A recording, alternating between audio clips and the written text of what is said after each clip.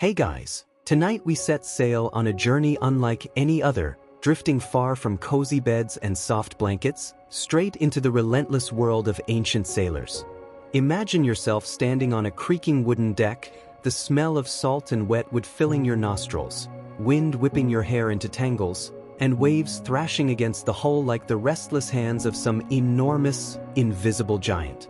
You probably won't survive this, not without losing a few toes, a finger, or at least your morning optimism. So, before you get comfortable, take a moment to like the video and subscribe, but only if you genuinely enjoy what I do here. And don't forget to drop a comment with where you're watching from and what time it is locally. Now, dim the lights, maybe turn on a fan for that soft background hum, and let's ease into tonight's journey together. You trudge along the deck, each step shifting with the rhythm of the waves, your legs resisting gravity as if the ocean itself is trying to keep you grounded in its chaos. Above you, the sails snap and strain like furious beasts, and the rigging hums under tension, a constant reminder that every rope and knot is a thin barrier between you and oblivion. These wooden vessels, carved from ancient forests and stitched together with hemp rope and tar, are fragile kingdoms afloat on a vast and merciless blue expanse.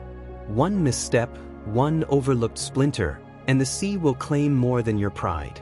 Historians still argue whether the earliest sailors understood the limits of their ships or whether survival relied purely on instinct, luck, and an unshakable stubbornness to return home. Below deck, you can hear the muffled sounds of your companions, groans, coughs, occasional laughter, the metallic clang of a bucket sliding across wet wood. Life on these ships is an intimate confrontation with human discomfort. The air is thick with the smell of salted fish, sweat, and the faint tang of rot. Rats scurry along beams like unofficial shipmates, and the occasional cockroach is considered a badge of honor if you manage to squash it without slipping on the wet planks. Quirky though it may seem, some sailors believed that crushing a rat underfoot would bring favor from the sea gods, a superstition that historians still debate, though plenty of anecdotal records suggest it was widely practiced. Above deck, the horizon stretches endlessly, a gray blur between sky and sea. Storm clouds gather like ominous sculptures, and the ocean swells with intentions you cannot negotiate. The roar of the wind drowns out your thoughts, but your body remembers every lesson in balance, every rope tied at dawn, every nail hammered under pressure. You watch the waves rise and fall, massive crests threatening to swallow the ship whole, and you cannot help but marvel at the audacity of your ancestors who willingly faced this chaos. They survived not because the sea was merciful, but because they knew its moods, because every knot, every plank, every worn sail was a silent prayer etched into the bones of the vessel. Your mind begins to drift, imagining the countless journeys before yours, each captain steering through unknown waters, each crew member whispering to themselves prayers that might never reach the ears of gods. Fringe tales claim that some sailors carried charms made from shark teeth or polished bones, believing these tokens could bend fortune in their favor. Whether these rituals actually worked or merely comforted the terrified, sleepless souls is unknown. Still, as you listen to the wind screaming around the masts and feel the deck sway beneath your feet, the thought of surviving one night out here feels almost miraculous. And yet, amid the fear and the grinding exhaustion, there is an odd serenity. Each gust of wind, each creak of timber, is a rhythmic lullaby, almost hypnotic. You trudge forward, adjusting a rope or checking the tension on a sail, muscles burning but mind strangely calm. You wonder if this is what sailors have always felt, the paradoxical mix of terror and peace, the intimate dance with a force much larger than yourself. This is no leisurely cruise. It is a test of every instinct, every skill, every ounce of endurance you own. And somehow, despite the cold spray, the endless motion, and the omnipresent threat of doom, there is a thrill in being utterly alive, suspended between chaos and order on a fragile wooden frame. As night falls, the stars begin to emerge, faint pinpricks of light in an otherwise oppressive darkness. You pause, leaning against the railing, and remember the countless sailors who once used these same stars to navigate without maps or modern instruments.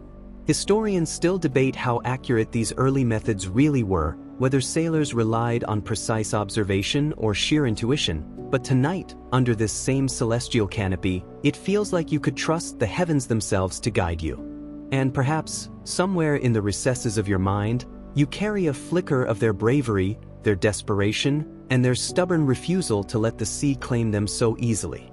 Your journey has only begun, yet already you feel the pulse of the ocean in your bones, a reminder that the world of ancient sailors is not one for the faint-hearted. You are part of this timeless rhythm now, the endless dance between human ingenuity and nature's boundless fury. And as you trudge across the deck once more, with wind in your face and the scent of salt in your nose, you can't help but think, surviving a single day out here is already an accomplishment, and somehow, against all odds, you are doing it. You step closer to the main mast, your hands brushing against the rough-hewn timber, slick with seawater and resin, and suddenly you realize just how much of this ship is alive. Every plank, every rope, every sail hums with purpose, and your survival depends on understanding each element intimately. Ancient sailors didn't have metal hulls or modern adhesives. They had timber from forests felled decades earlier, tar for waterproofing, and ropes made from hemp, flax, or coconut fibers. These materials, pliable yet stubborn, demanded constant attention, and the slightest neglect could transform a proud vessel into a splintered coffin floating on the waves. You probably wouldn't last a week without learning these basics. Heck, a single neglected knot could spell doom.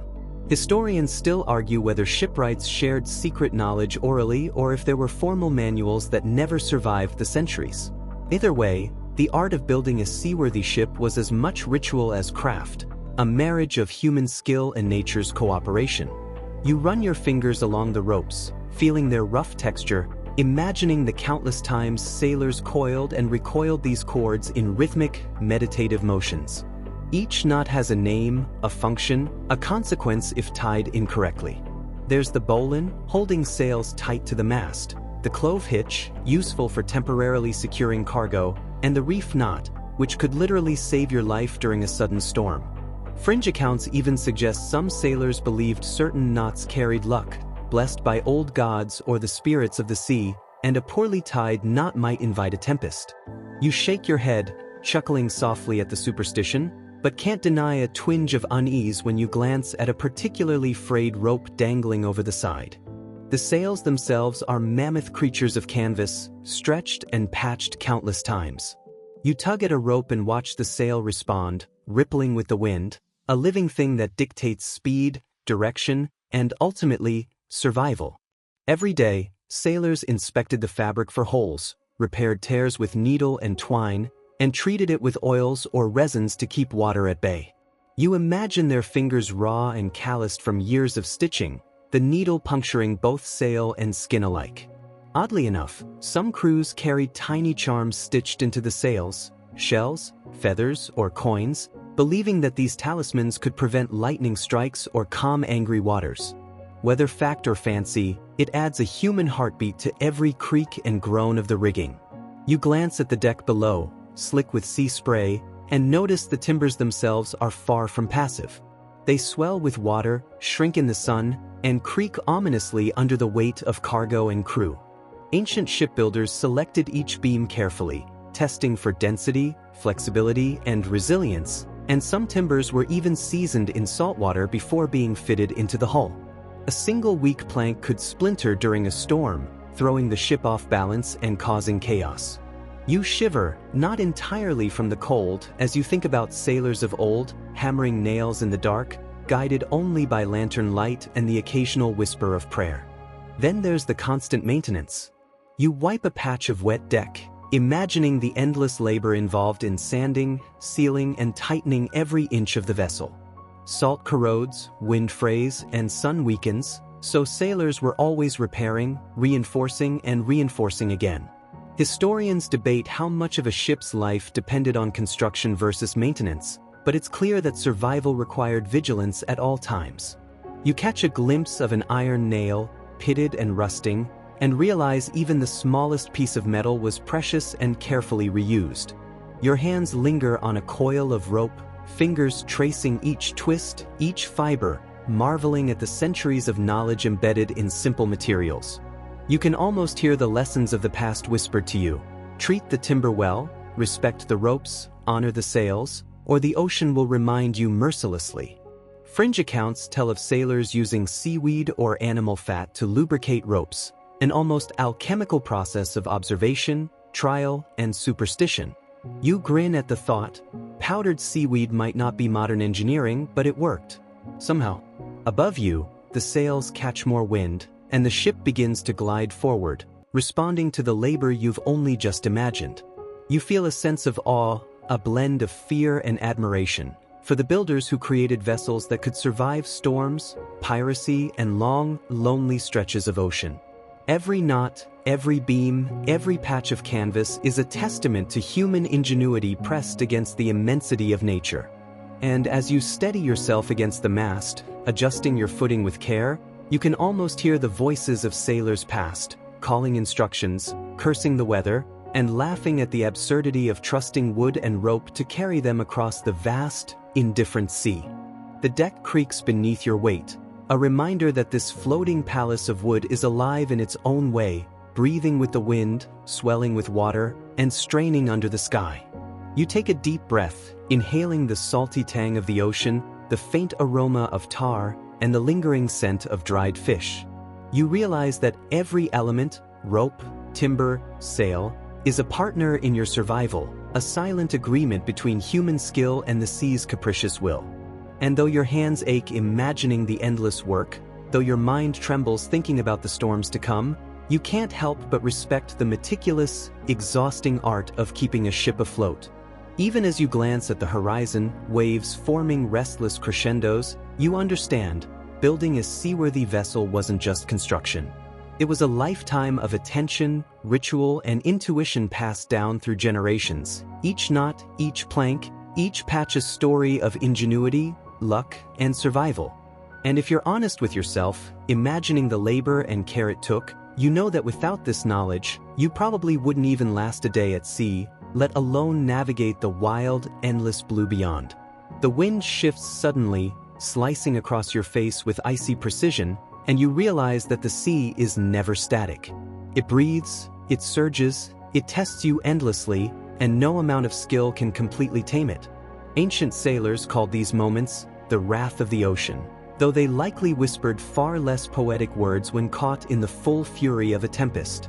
You trudge along the deck, bracing against the force, feeling the wet planks slide beneath your boots, and you quickly grasp that survival here is less about heroics and more about endurance, patience, and respect for the relentless elements.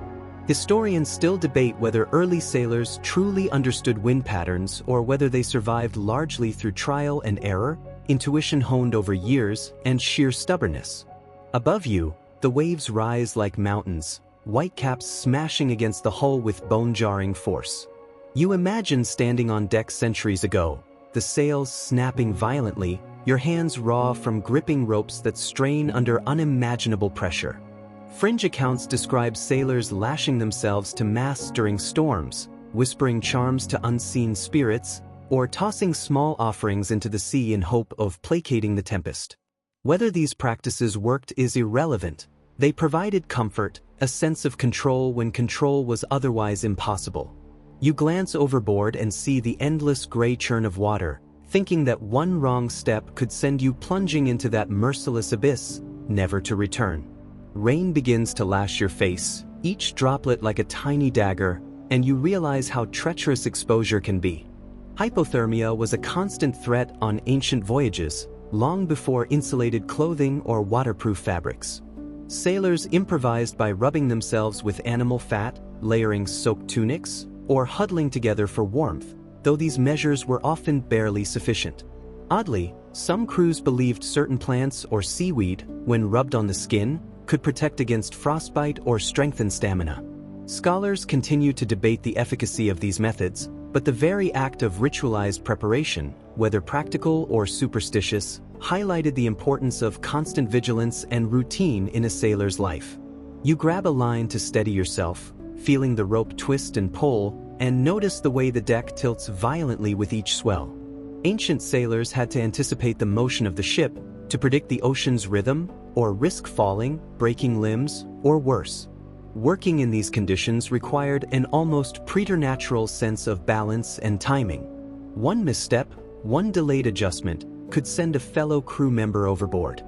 Fringe anecdotes tell of sailors who read the sea by listening to the sound of waves against the hull, predicting storms by the subtle differences in rhythm and pitch. It's not superstition, exactly, it's empirical observation refined into ritual.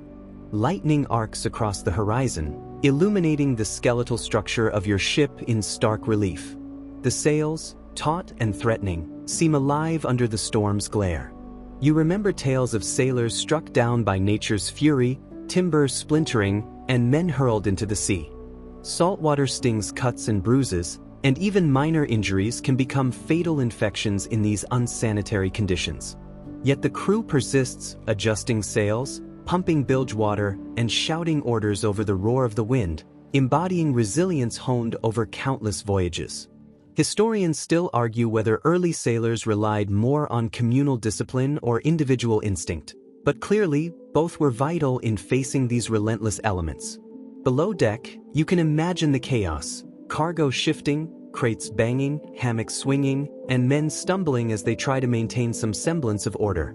Life below deck mirrors the storm above, a constant negotiation with danger.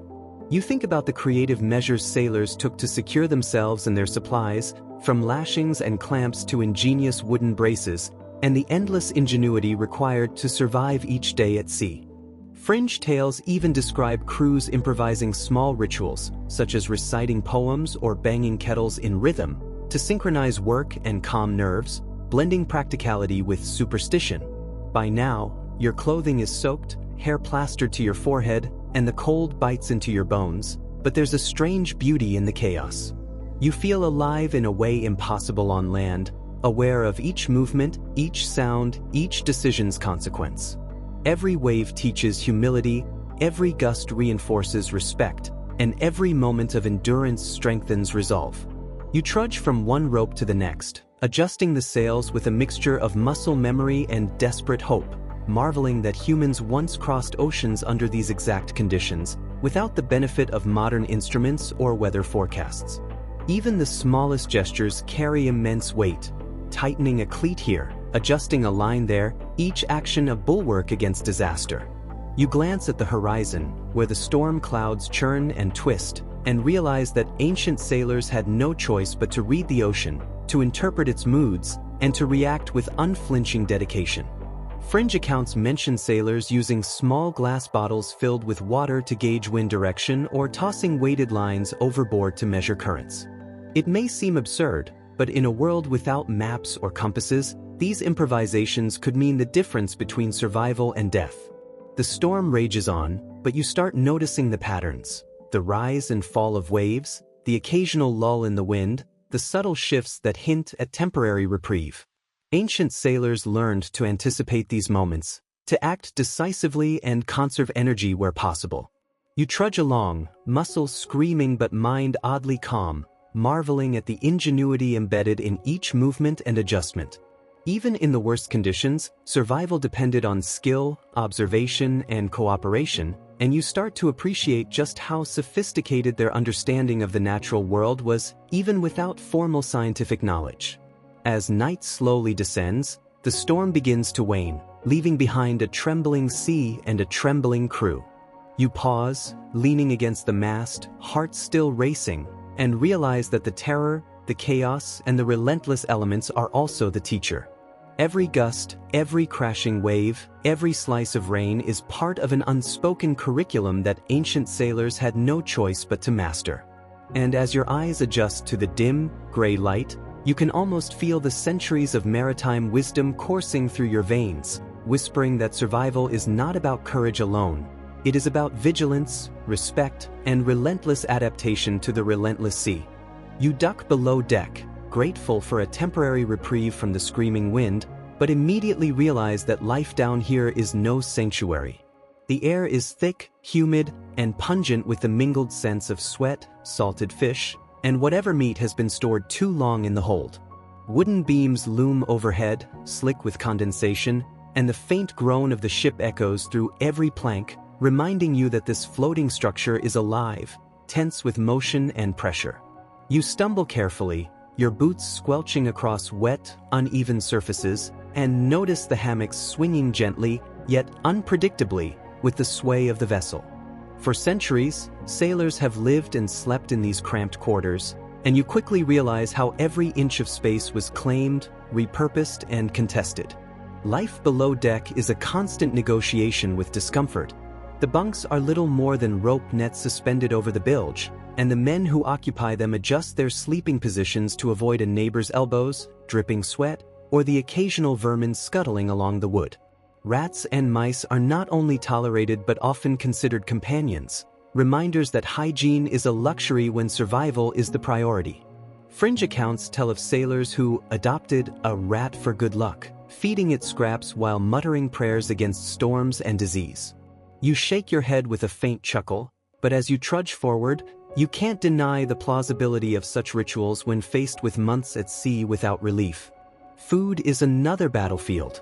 You lift a small crate and peer inside, noting the hardtack biscuits, salted meat, and dried fish, each item meticulously packed to last the longest possible voyage.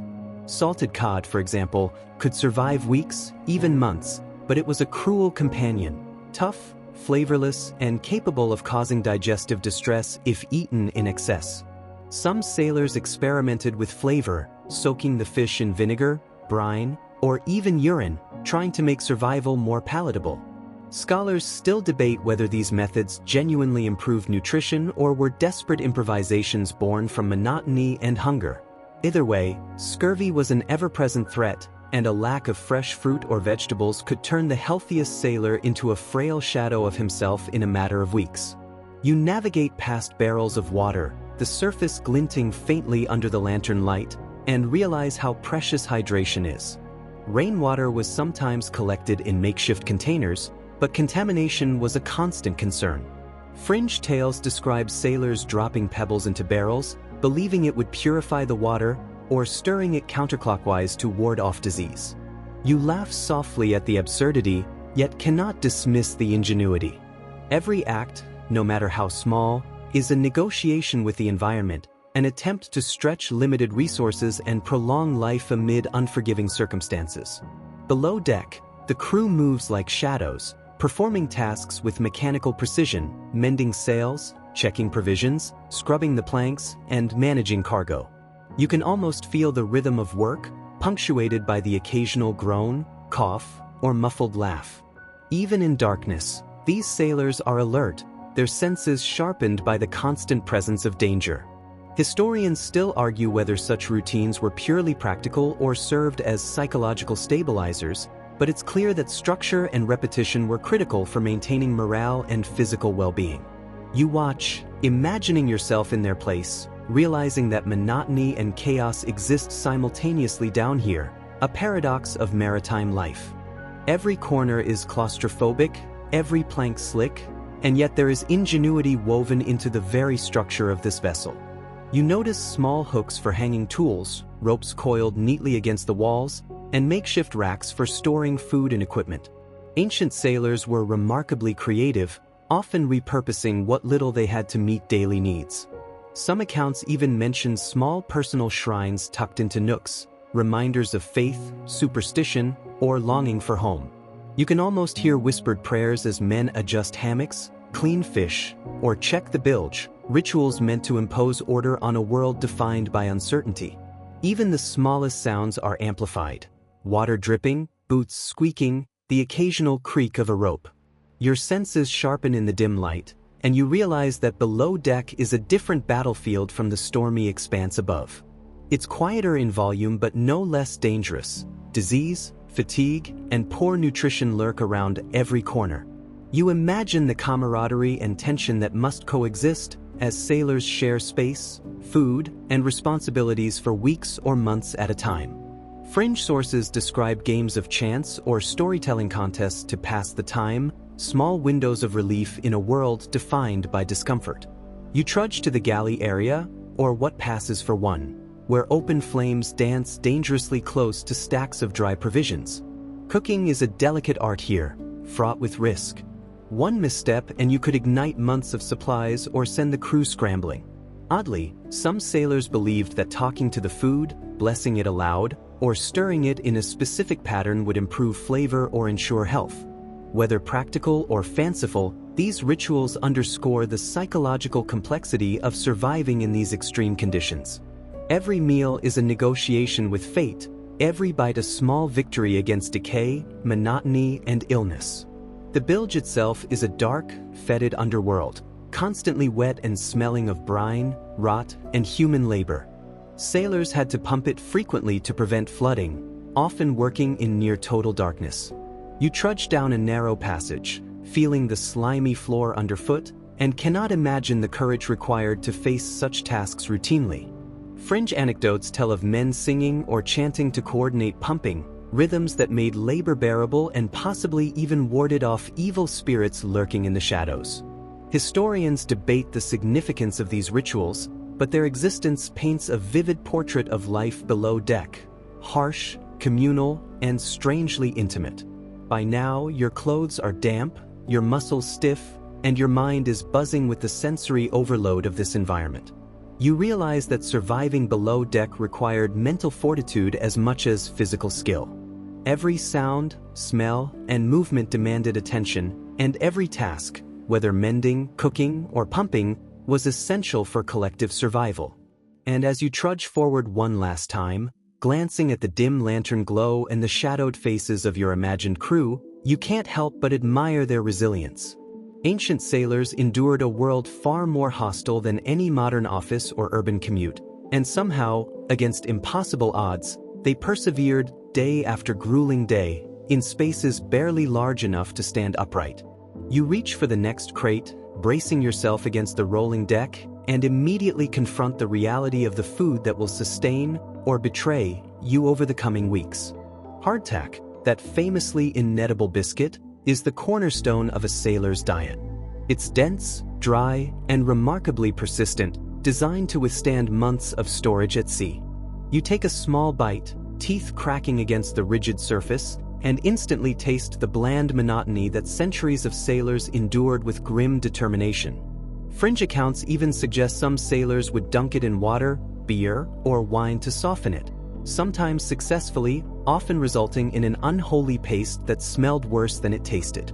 Historians still debate whether hardtack was purely functional or if the preparation methods varied significantly by region and period, but it's clear that survival required a strong stomach and creative imagination. Salted fish is the next adversary. Cod, herring, or mackerel, preserved in brine for months, is your protein source, though often with little flavor and plenty of odor.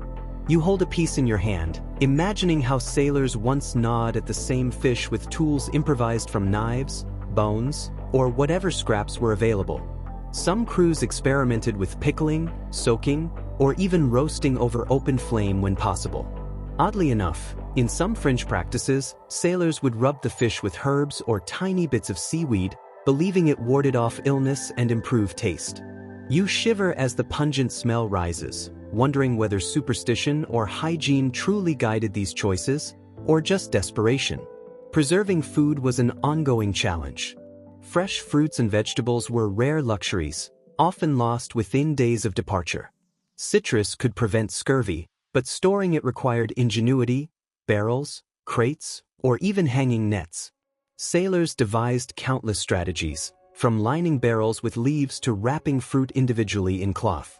Historians still argue about how effectively ancient sailors managed these supplies, but the ingenuity is undeniable. You imagine a young deckhand carefully inspecting a lemon, feeling its weight and checking for bruises, understanding that a single rotted fruit could compromise the crew's health. Meat, when available, came salted, dried, or smoked. You lift a small hunk, gritty and coarse, and can almost taste the months-old saltiness. Fringe anecdotes speak of sailors who experimented with boiling urine to extract nutrients or used unusual herbs believed to preserve flesh, illustrating both human ingenuity and desperation. You shake your head at the thought, but it underscores an important reality. Survival at sea often required doing things that would horrify you on land. Every meal is both sustenance and a calculated risk. Water is your next consideration.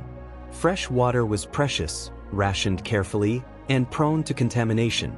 Sailors often relied on rainfall, collected in barrels, or on carefully rationed casks brought from port. You imagine drawing a small cup, tasting the briny tang from residual salt or the faint metallic hint from the barrels themselves. Fringe accounts mention sailors tossing small pebbles into water casks, claiming it would purify or stabilize the liquid. Modern science might scoff, but in a world where every sip could mean life or death, these rituals offered both practical benefits and psychological reassurance. You trudge toward a table where small iron pots rest, remnants of previous meals. Cooking at sea was a delicate balancing act. The fire must stay lit, food must be heated evenly, and there's the constant threat of a rolling ship sending pots crashing to the floor. Fringe tales even describe sailors muttering chants while stirring or flipping, believing this would imbue the meal with fortitude against sickness. It sounds absurd, but in the chaos of salt, wind, and instability, small acts of ritual might have provided crucial mental comfort. Meal times were also social events, rare opportunities for conversation and levity amid the relentless tedium. You picture sailors huddled together, breaking pieces of hardtack, nibbling on salted fish, and sharing stories, some heroic, some grotesque, some bordering on myth. These shared rituals helped maintain morale, a factor historians still argue was as essential as the food itself. The mental toll of long voyages was severe, and even a mundane meal could provide emotional sustenance alongside the physical. Yet, despite monotony, sailors found creative ways to survive. Hardtack might be grated into soups or soaked to resemble bread. Salted fish could be combined with small amounts of herbs, oil, or wine. You notice a few bits of dried seaweed tucked into barrels, a fringe method believed to combat scurvy or provide essential minerals. Whether truly effective or purely placebo, it represents the resourcefulness required to endure the sea's endless challenges. Food, in this context, becomes more than sustenance. It's a psychological lifeline, a ritual, and a reminder that survival is a continuous negotiation. Every bite, every ration, every morsel demands attention, care, and creativity. You trudge slowly across the deck once more, imagining the fatigue, the boredom, and the desperation that ancient sailors endured while performing the simplest acts of survival. Even in the midst of monotony, these small, repeated labors, imbued with both superstition and pragmatism, created a fragile framework upon which life itself depended. As the day wanes and the wind continues its restless dance, you realize that sustenance at sea is never passive. It's an ongoing performance of ingenuity, endurance, and adaptation. Every meal eaten, every ration measured, every tiny experiment with flavor or preservation is a silent tribute to the courage and creativity of sailors long past. And as you lean against the railing, eyes scanning the horizon for signs of weather or land, you understand the simple truth. The deadliest seas demanded not only skill and bravery but endless attention to the most mundane of necessities, from hardtack to salted cod to the water in your cup.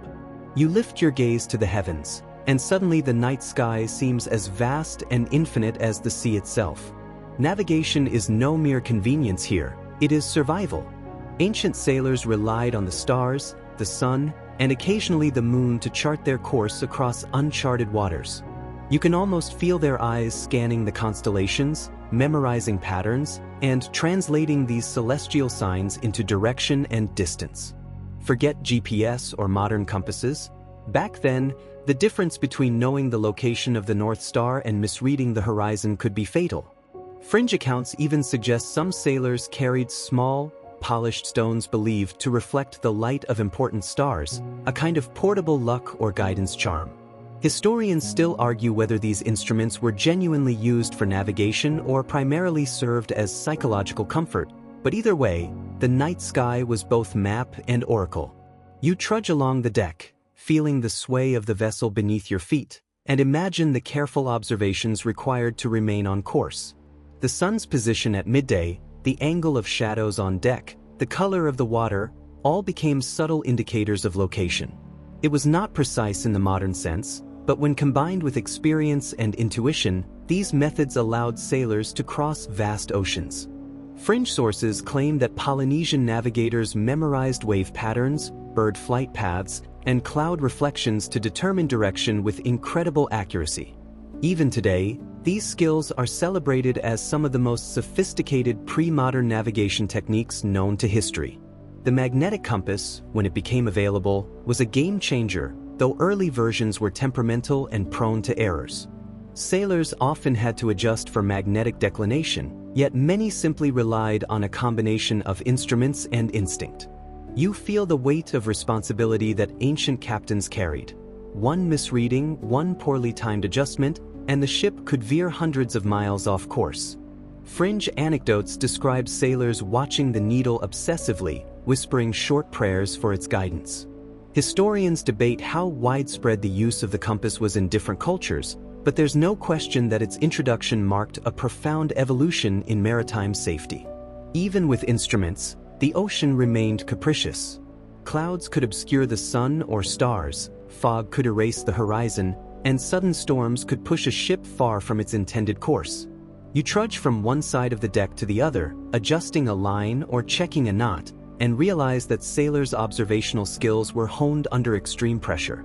They needed to interpret subtle environmental cues, from wind direction to wave formation, to anticipate danger.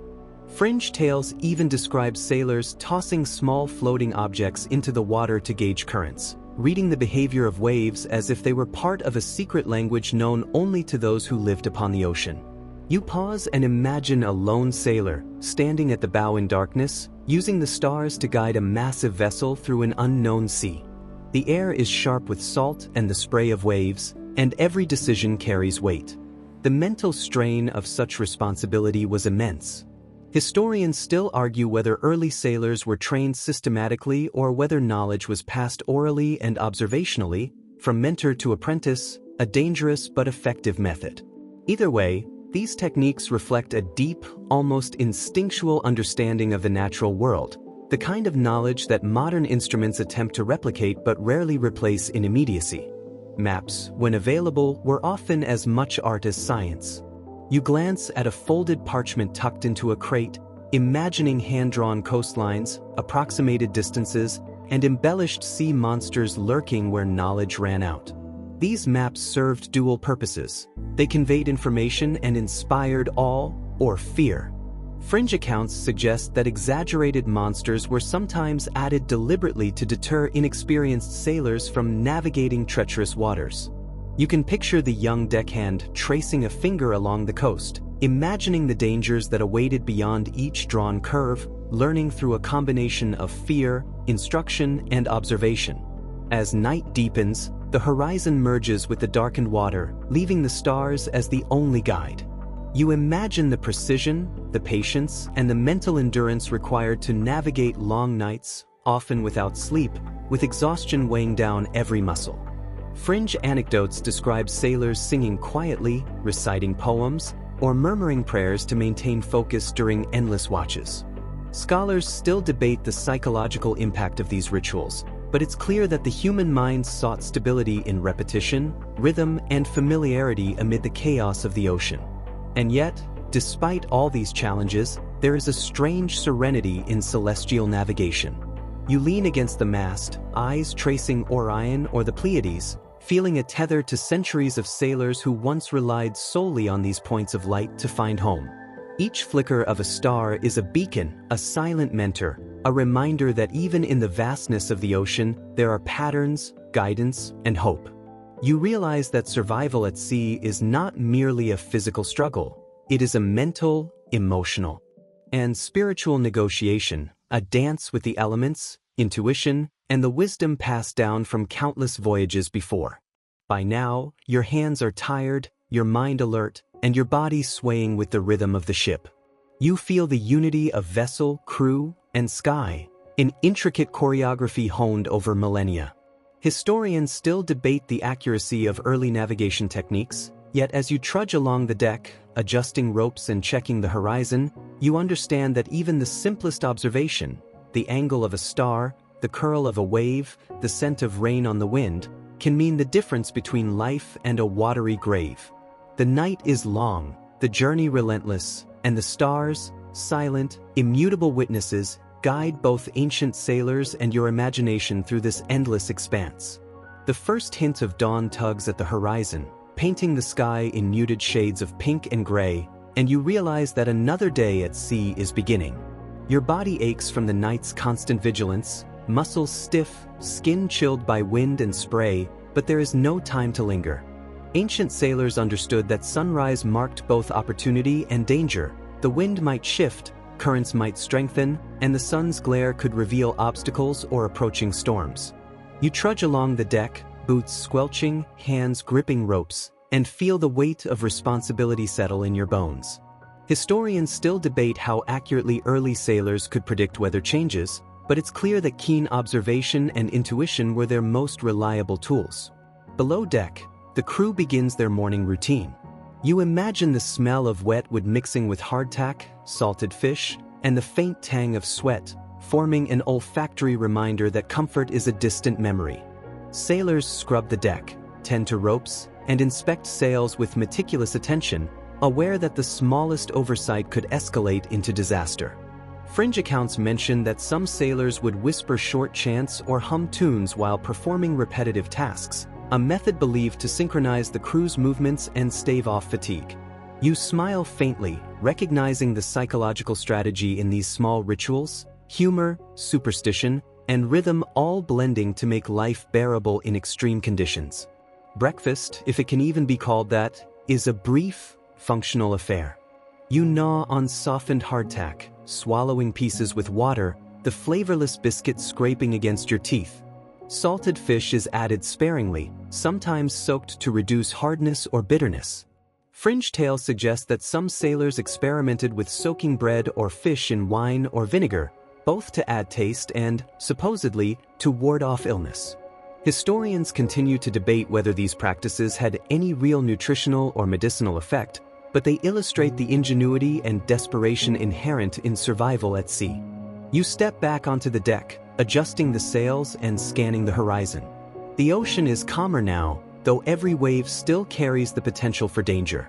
Wind shifts are subtle, currents unpredictable, and the rhythm of the waves demands constant attention. You realize that life on deck is as much about muscle memory and reflexes as it is about conscious thought. A rope tightened a fraction too late, a sail adjusted too slowly, and the ship could veer dangerously off course. Fringe accounts describe sailors who listened to the water, sensing subtle changes in the wave's pitch or speed, using a combination of experience and instinct to anticipate danger before it struck. The rigging is your next focus. You trudge along the mast, inspecting every knot, coil, and pulley. Each line has a purpose, adjusting the sails, stabilizing the mast, or controlling the ship's speed. You can almost feel the centuries of accumulated knowledge embedded in the fibers. Some knots have names whispered like sacred words: bowlines, clove hitches, reef knots, each with its own story and consequence. Fringe tales even suggest that sailors would tie a particular knot with a personal mantra, hoping to channel luck into the very structure of the ship. Historians still argue whether this was superstition or a psychological aid, but either way, the results speak for themselves. Ships survived, crews endured, and voyages continued.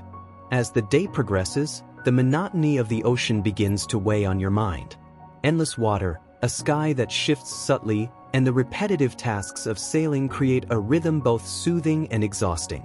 Some sailors pass the time with quiet storytelling, singing, or games of chance using small objects like bones or shells. Fringe anecdotes claim that these rituals helped stave off madness, providing both mental stimulation and social cohesion. You trudge along, adjusting a sail or readying a knot, appreciating the importance of these small diversions in maintaining morale on long, grueling voyages. Around midday, the sun climbs higher, reflecting off the water and making the horizon difficult to discern. You pause to shield your eyes, noticing the subtle shift in the wind's angle. Ancient sailors would have recognized these signals instantly, anticipating a change in weather or sea state. Some fringe accounts describe the use of floating objects, like leaves or small pieces of wood, to gauge current speed or direction, a primitive but effective form of observation. Historians debate the accuracy of these methods, But in an environment where knowledge and intuition could prevent disaster, every tool mattered.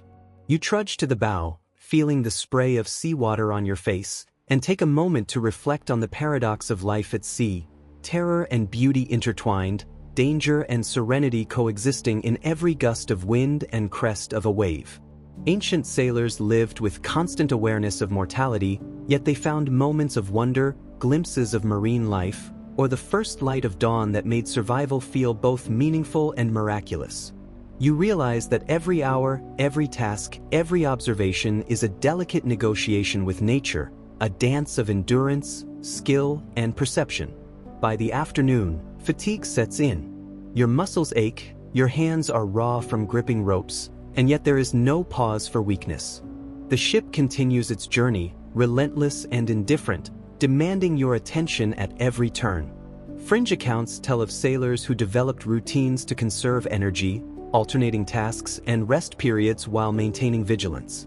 Historians still debate the effectiveness of these practices, but the emphasis on structure and repetition underscores a simple truth: survival is as much about mental discipline as physical resilience. As the sun begins its descent toward the horizon, you trudge along the deck once more, reflecting on the countless sailors who came before, their lives entwined with the ocean, the ship, and each other. You notice how every plank, every rope, every sail carries echoes of their labor, ingenuity, and endurance. The vast expanse of sea seems less intimidating now, replaced by an awareness of human ingenuity that allowed survival against immense odds. Even as night approaches, bringing with it the uncertainty of darkness and the possibility of storms, you feel a quiet respect for these ancient navigators who faced the sea day after day, learning its secrets and surviving its wrath through skill, observation, and unyielding determination. Night falls again, this time heavier and darker, and you feel the chill settle deep into your bones. The waves have grown restless, echoing your own fatigue and the tension that seems to hang in every corner of the ship. Ancient sailors often said that the sea at night is both cruel and honest. It reveals your weaknesses, your errors, and your limitations with merciless clarity. You trudge along the slick deck, your eyes adjusting slowly to the dim glow of lanterns swinging from the mast, and you can almost hear the whispered lessons passed down through generations. Respect the wind, respect the waves, respect the vessel, or it will not respect you. Historians still argue how sailors internalized these lessons through observation, storytelling, or ritual, but it's clear that this wisdom was essential for survival. Below deck, the crew moves cautiously, shadows shifting in the lantern light as hammocks sway. The smell of damp wood, sweat, and brine permeates every corner, a constant reminder of the environment they inhabit. You imagine sailors murmuring quietly to themselves, repeating prayers or chants meant to steady nerves during the longest watches. Fringe accounts mention sailors singing softly or drumming on crates to maintain morale, rituals that doubled as a subtle method of timekeeping and coordination. Whether these acts were practical, superstitious, or both, they provided a psychological scaffold, a way to endure isolation, fatigue, and the constant threat of danger. Your stomach grumbles, reminding you that sustenance is never guaranteed. You reach for a piece of hardtack, gnawing at it thoughtfully as you reflect on the diet that sustained sailors across centuries. Salted fish, dried legumes, and sometimes preserved meat constituted most of their meals, a diet that was monotonous, tough on digestion, and often insufficient. Historians debate how sailors coped with deficiencies such as scurvy or malnutrition, but it's clear that ingenuity and improvisation were central to their survival. Fringe sources describe sailors using fermented seaweed, sprouted grains, or even unusual herbs to supplement nutrition, combining observation, experimentation, and superstition in a constant struggle to stay alive. You glance out at the horizon, faint starlight reflecting off the restless water, and feel a shiver of awe and apprehension. The ocean is immense, indifferent, and seemingly infinite, and yet human skill, labor, and courage have carved paths through it for millennia. Ancient sailors read every ripple, every curl of the wind, every change in color as if the ocean were a text written just for them. You trudge carefully along the deck, adjusting a line here, tightening a knot there, feeling the centuries of accumulated knowledge embedded in the fibers beneath your fingers.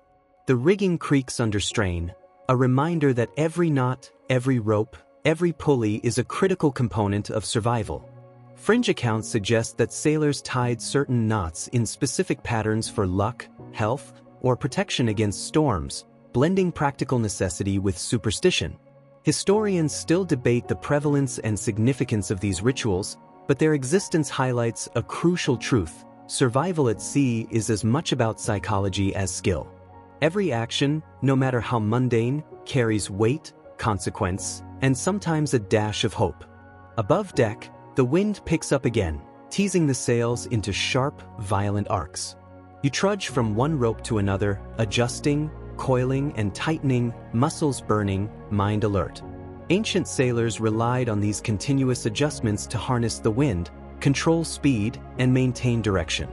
Fringe stories describe crews developing silent signals, whistles, or small hand gestures to coordinate actions amid the chaos of storms, a system that modern sailors might recognize as early teamwork or communication strategy. Historians continue to study these methods, emphasizing how both observation and collaboration were critical to maritime survival. The night deepens, and the rhythm of the waves becomes hypnotic, almost meditative despite their potential danger.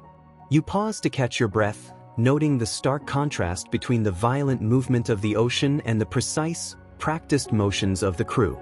Life at sea demands constant adaptation. Your muscles, your senses, your mind must all remain engaged while fatigue gnaws at every fiber of your being.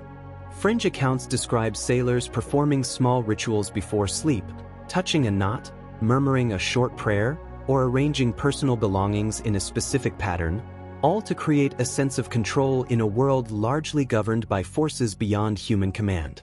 By the early hours, exhaustion begins to settle into your bones. You trudge slowly to the bow, feeling the spray of water on your face and the subtle sway of the deck beneath your feet. Ancient sailors endured these hours night after night, observing stars, adjusting sails, and tending to the ship while battling fatigue, hunger, and cold.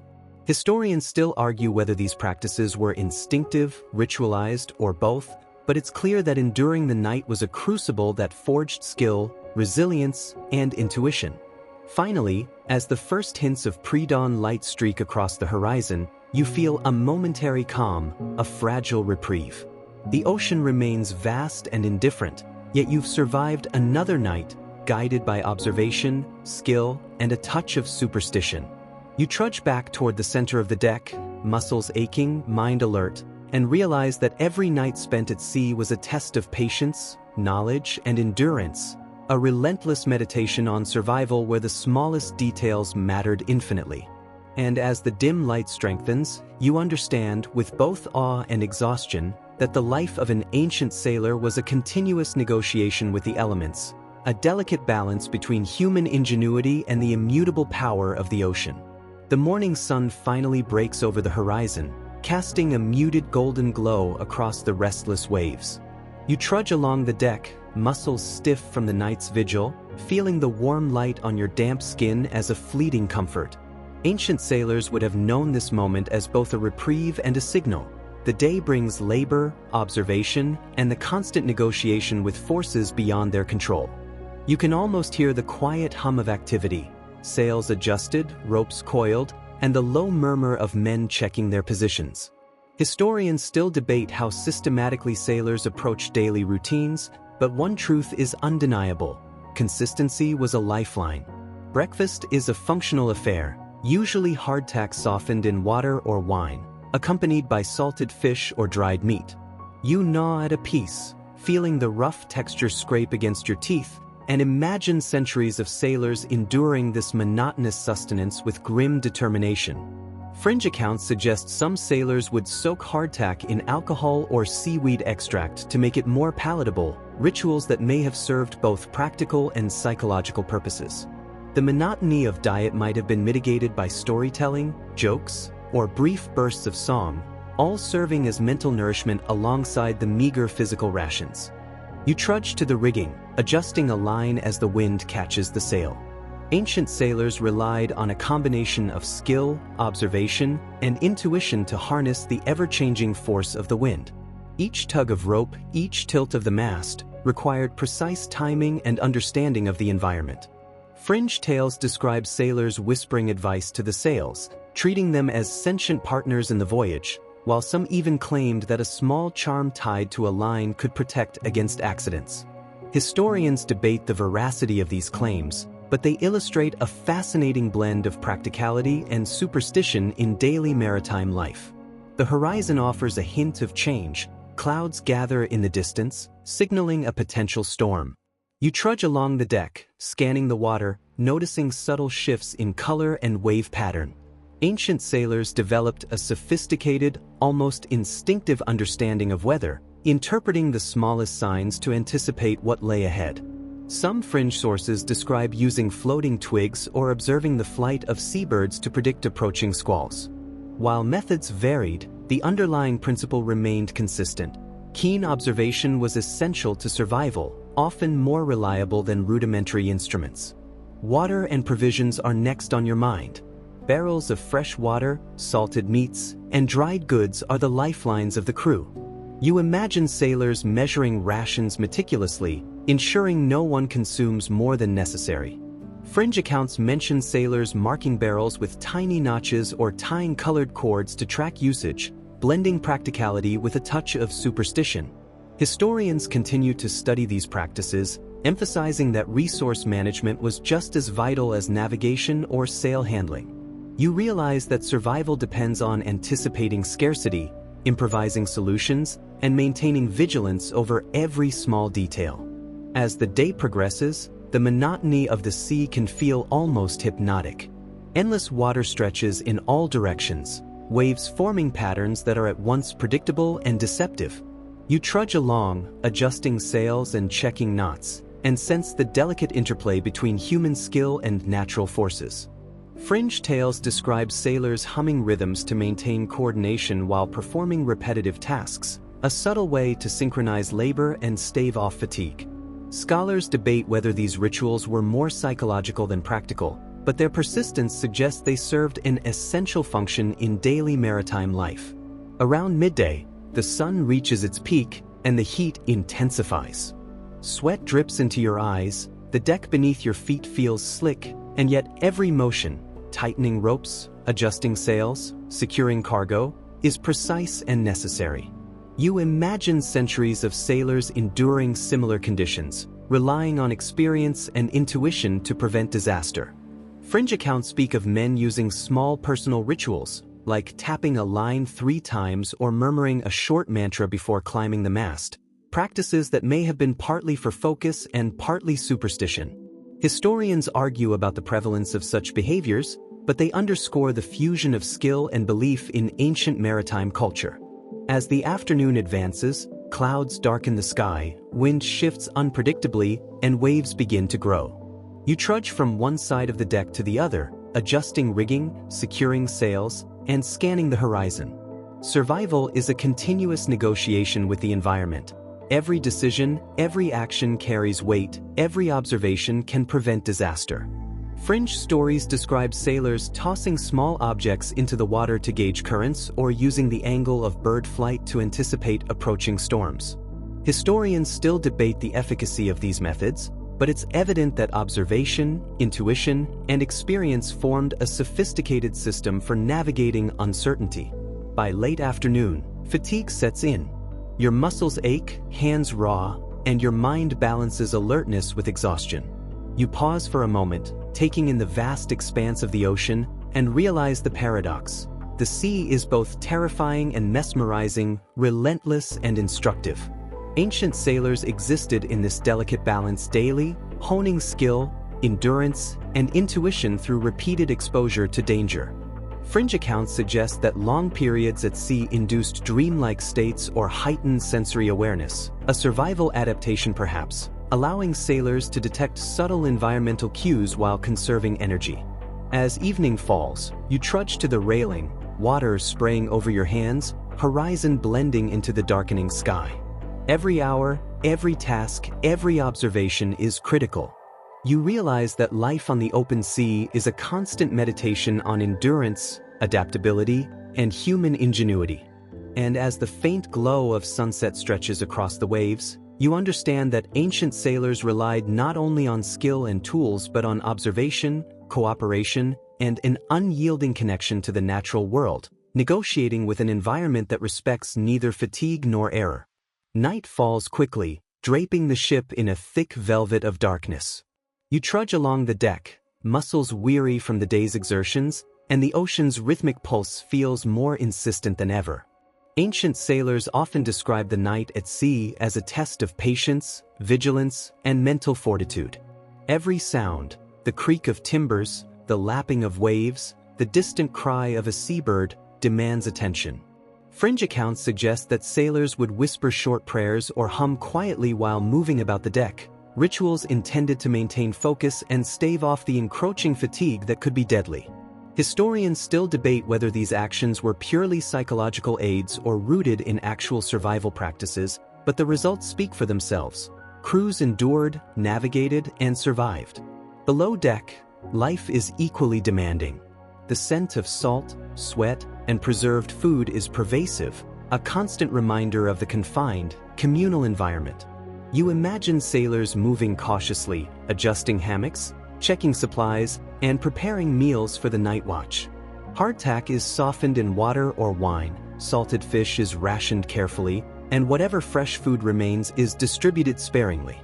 Fringe tales recount sailors using fermented herbs or seaweed to supplement nutrients and stave off deficiencies like scurvy, a practice both ingenious and slightly desperate. Historians still debate the effectiveness of such methods, but they underscore the creativity required to endure prolonged periods at sea. You step back onto the deck, the wind biting at your face as the first hints of a late evening storm swirl on the horizon.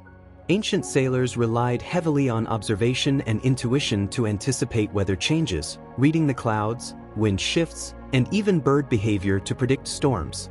Fringe anecdotes describe tossing small floating objects into the water to detect subtle current shifts, while other sailors claimed to listen to the water, sensing danger before it became visible. Scholars still debate the accuracy of these techniques, but the consistency across cultures and eras suggests that observation, experience, and instinct were critical tools for survival. Rigging and sails demand constant attention. You trudge from mast to mast, tightening lines, adjusting angles, and ensuring that every rope is secure. Even a minor miscalculation could result in a torn sail or worse, a capsized vessel. Fringe accounts describe sailors whispering encouragement to the sails, tying knots in specific patterns for luck, or performing small, personal rituals to protect themselves from mishap. Historians argue whether these practices were widely used or mostly anecdotal, but they highlight an essential truth: survival at sea blends practical skill with the human need for control and reassurance. As night deepens, monotony and danger coexist in a strange rhythm. The waves, ever unpredictable, buffet the hull, and the wind shifts without warning. You trudge along the deck, performing repetitive tasks, checking lines, adjusting sails, scanning the horizon, but each action feels critical. Fringe sources describe sailors humming or chanting in low tones to maintain focus and coordinate movement, a subtle form of collective mindfulness. Modern observers might see superstition, but there is undeniable practicality in synchronizing effort and maintaining mental resilience in a high-stress environment.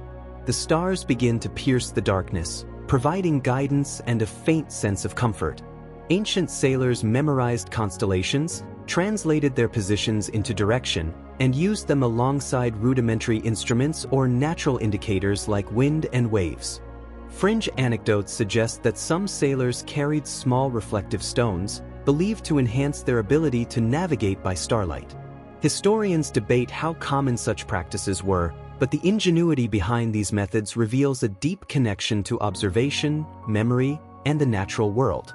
Below deck, the crew works quietly to maintain provisions, repair lines, and manage supplies. Every movement, no matter how small, carries consequence. Hardtack is measured, water rationed, and salted fish inspected for spoilage.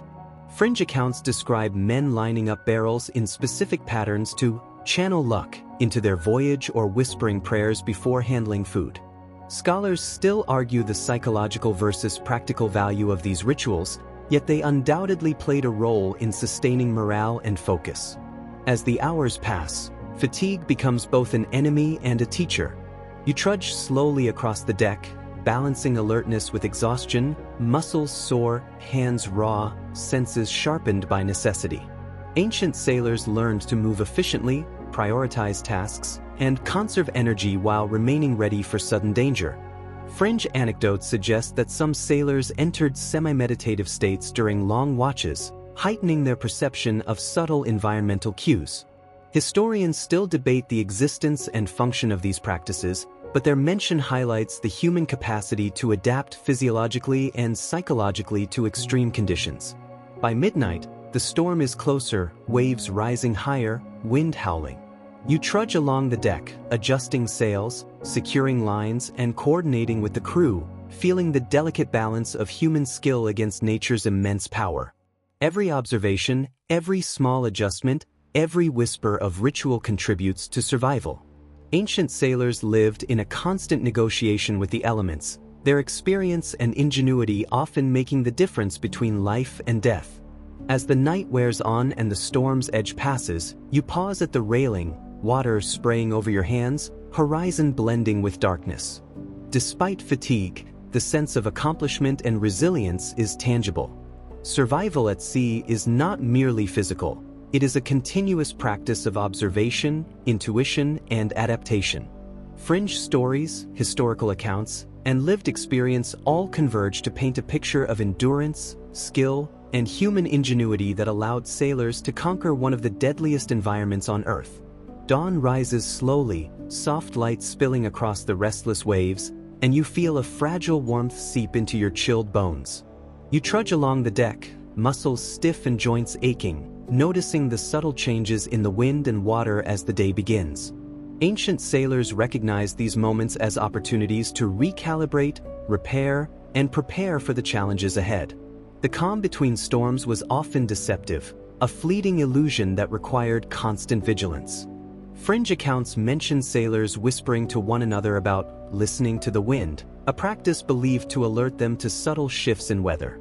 Historians still debate whether this was superstition, instinct, or a practiced observational technique, but the results were undeniably practical. Breakfast is once again a functional, almost ritualistic affair. Hardtack, softened by water or wine, is broken into small pieces and chewed carefully, while salted fish provides protein and barely detectable flavor.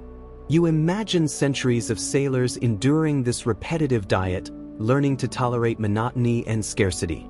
Fringe sources suggest that some sailors carried small caches of herbs, seaweed, or fermented vegetables to supplement their nutrition and stave off deficiencies like scurvy. Historians continue to examine these practices, highlighting how improvisation, observation, and necessity intertwined to create strategies for survival in extreme conditions. You trudge back to the rigging, adjusting lines and checking knots. The wind, now steady, pushes the sails at an optimal angle, but only for a short while. Ancient sailors relied on continuous observation and adjustments to maintain course and speed, often without formal instruments. Fringe accounts describe sailors using small floating objects, shadows on sails, or subtle shifts in wave patterns to gauge direction and wind strength. Scholars still debate the accuracy and universality of these methods, yet they reveal a sophisticated understanding of environmental cues and human ingenuity applied to the unpredictable sea. The midday sun grows harsh, reflecting off the water in sharp bursts that make the horizon difficult to discern. You shield your eyes, scanning for subtle changes in cloud formations, wave patterns, or the behavior of birds. Ancient sailors developed near-instinctive observational skills, translating these details into predictions of weather, currents, and potential hazards. Fringe anecdotes even describe sailors tossing leaves or small twigs into the water, tracking their movement to sense unseen currents. Historians argue whether these techniques were consistently effective, but they clearly illustrate a culture of meticulous attention to detail and improvisational skill. You pause at the bow, feeling the spray of the sea and the tension in every line and rope. Rigging and sails demand constant attention. A single oversight could result in torn canvas or worse. Fringe stories suggest that sailors tied knots with intent or incorporated rituals into routine adjustments, believing these actions conferred safety or luck. Historians debate the prevalence and purpose of such rituals, yet their documentation emphasizes the psychological and practical dimensions of maritime life. You realize that every action aboard the ship, however mundane, is both functional and symbolic, a blend of survival, tradition, and belief. Below deck, provisions must be managed carefully. Fresh water, dried legumes, salted fish, and hardtack are rationed meticulously. Fringe sources recount sailors marking barrels with notches or colored cords to track consumption, combining resource management with ritual practice. Historians continue to discuss how effectively these systems prevented shortages or disease, but they undeniably reflect an organized approach to survival under scarcity. You trudge past crates, inspecting labels and knots, appreciating the ingenuity necessary to stretch limited resources across long voyages. The monotony of life at sea is punctuated by moments of acute awareness. A sudden bird overhead, a shift in wave patterns, a change in the wind's tone, all can indicate approaching land, storm, or hazard. You trudge carefully along the deck, adjusting sails and lines, sensing the subtle interplay between human skill and natural forces. Fringe tales describe sailors humming or chanting while performing repetitive tasks, a low rhythm that synchronized crew actions and maintained focus. Historians debate whether these practices were practical or purely psychological, but they highlight the human need for structure and rhythm amid chaos. By mid-afternoon, fatigue and the relentless routine press heavily. Your body moves almost automatically, adjusting sails, coiling ropes, and scanning the horizon, yet your mind remains alert. Ancient sailors developed routines to conserve energy while remaining vigilant, a delicate balance between rest and duty. Fringe accounts describe semi-meditative states induced by repetitive labor, enhancing awareness of subtle environmental cues. Scholars continue to examine whether this was a learned skill or an adaptive response to prolonged exposure to risk, but either way, it exemplifies the human capacity to endure and adapt. As the sun begins its slow descent, clouds gather once more on the horizon. You trudge toward the bow, sensing the shift in wind, noticing darker shadows on the waves. Ancient sailors would recognize these subtle signals as prelude to storms or sudden shifts in conditions. Fringe anecdotes describe techniques ranging from floating twigs to observing animal behavior, all intended to anticipate danger before it arrived. Historians debate the accuracy and universality of these methods, yet they underscore the reliance on careful observation and instinct honed through experience. Evening descends, the horizon fading into twilight, and you feel a mixture of exhaustion, vigilance, and awe. Life at sea is a constant negotiation between skill and environment, labor and rest, observation and intuition. You trudge along the deck one last time, adjusting lines, securing sails, and reflecting on the centuries of sailors who came before. Fringe stories, historical records, and lived experience all converge to reveal a life of endurance, observation, and human ingenuity, a continuous dialogue with a world as beautiful as it is unforgiving. Night arrives with a weight that presses against every surface of the ship, the air thick with salt and anticipation. You trudge along the deck, muscles fatigued, senses sharpened, and mind alert to every subtle change in the wind and waves. Ancient sailors understood that darkness amplifies both danger and opportunity. One misstep could lead to injury, one overlooked signal to disaster. Fringe accounts suggest sailors whispered short incantations or muttered prayers while adjusting rigging, small acts that may have offered psychological reassurance as well as practical focus. Historians still debate the prevalence and necessity of these rituals, but it's clear they were integral to life at sea. Below deck, the crew moves in quiet coordination, shadows flickering in the lantern light. Hammocks sway gently, barrels creak, and the smell of preserved food mixes with damp wood and sweat. You imagine sailors handling their provisions meticulously. Hardtack is rationed, salted fish inspected, and small caches of herbs or seaweed utilized to supplement nutrition. Fringe tales claim that certain herbs were believed to enhance endurance or ward off illness, a combination of observation, tradition, and superstition. Historians continue to examine these practices, highlighting the delicate balance of innovation and ritual in ancient maritime survival. You step back onto the deck just as the wind begins to shift, tugging at sails and ropes with subtle insistence. Ancient sailors would have recognized this as a sign of change, anticipating storm or fair weather based on minute observations. The curl of a wave, the smell of rain, or the flight patterns of seabirds. Fringe accounts describe sailors tossing small objects into the water to monitor currents or using reflective stones to read light patterns at night. Historians still argue over the accuracy of these methods, but the consistent use of such strategies demonstrates a sophisticated blend of intuition, observation, and practical skill. Rigging demands constant attention. You trudge from one mast to another, tightening lines, adjusting angles, and ensuring that every knot is secure. A simple error could compromise the entire ship. Fringe sources claim that sailors sometimes tied knots in specific patterns or performed small rituals while adjusting lines, believing these acts could influence luck or protect the vessel. Scholars debate whether these practices were primarily psychological or functional, but their persistence across cultures and centuries suggests they played a meaningful role in maritime life. The night grows deeper, waves rising and falling in a hypnotic rhythm. You trudge along the deck, performing repetitive tasks while maintaining vigilance. Ancient sailors learned to synchronize their labor, using subtle cues, rhythm, and communication to manage work efficiently. Fringe anecdotes recount humming, chanting, or small percussion signals to coordinate movements during long, dark watches. Historians debate the exact purpose of these behaviors, but they clearly provided focus, morale, and cohesion, reducing the mental strain of monotonous, high-stakes labor. Stars emerge above, piercing the darkness, providing guidance and solace. Ancient sailors memorized constellations, translating celestial patterns into direction and distance, often without instruments.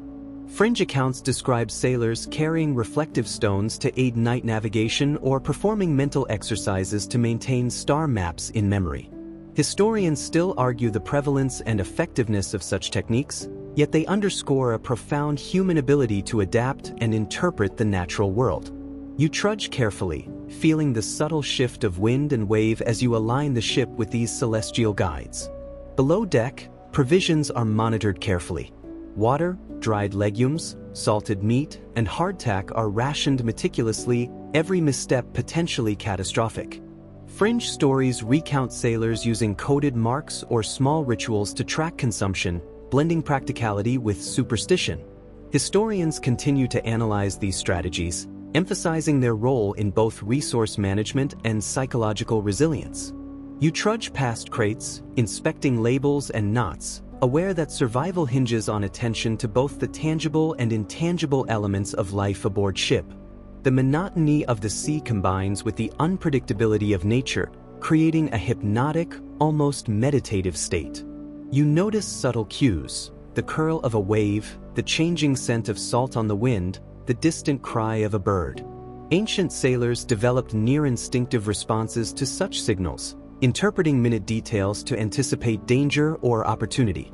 Fringe accounts describe semi-meditative states that heightened awareness and perception, helping sailors remain alert during long, repetitive watches.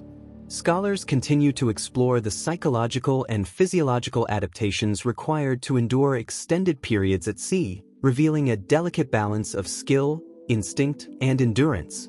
By midnight, waves rise higher, and the wind carries an ominous tone. You trudge across the deck, adjusting sails, securing lines, and communicating silently with the crew. Each action, no matter how minor, contributes to survival. Ancient sailors depended on experience, intuition, and meticulous observation, negotiating the chaos of the ocean through continuous vigilance. Fringe accounts suggest that rituals, chants, and symbolic gestures offered both psychological stability and coordinated functionality during these extreme conditions. As the night wears on, the storm begins to pass. You pause at the railing, water spraying over your hands, horizon dark and vast, yet the subtle glow of stars offers guidance and reassurance. Life at sea is a continuous negotiation of observation, adaptation, and endurance. Ancient sailors relied on a combination of skill, superstition, and acute awareness to survive, each day and night a delicate balance between human ingenuity and the immense power of the ocean. You feel the weight of this reality, respect for generations of sailors, and a strange sense of calm in the knowledge that observation, skill, and intuition have always been enough to navigate the uncertainty of the deep. The first light of dawn barely pierces the horizon, and you trudge along the deck, muscles tight and joints aching from the endless cycle of labor and vigilance. The ocean stretches infinitely, each wave a silent reminder that survival depends on awareness, skill, and adaptability. Ancient sailors understood that these early hours were both a test and an opportunity. The calm seas of dawn allowed repairs, adjustments, and preparation for whatever the day might bring.